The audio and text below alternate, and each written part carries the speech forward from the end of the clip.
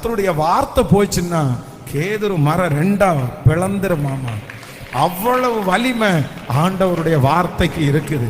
ஒழுங்கின்மையும் வெறுமையுமான இந்த உலகம் ஆண்டவருடைய வார்த்தை கடந்து வந்த உடனே அது ரொம்ப ஒழுங்கானதாய் மாறிடுச்சு. ஆண்டவருடைய வார்த்தை வந்த உடனே இந்த உலகத்தில் இருக்கிற எல்லா ராசிகளும் உருவான. அப்படி இருக்கும்போது கர்த்தர் உங்களுக்கு சொன்ன வார்த்தையை நிறைவேற்றுவாரான்னு கேட்டா கண்டிப்பா நிறைவேற்றுவார். நீங்க நம்பின வார்த்தை வீணா போகாது. உங்களை விசுவாசிக்க பண்ணின வார்த்தை வீணா போகாது. நீங்க எந்த வார்த்தையை நம்பினீங்களோ அந்த வார்த்தை இந்த வருடம் முடிகிறதற்குள்ள கர்த்தர் நிறைவேற்றுவதற்கு ஆண்டவர் வல்லவராயிருக்கிறார்.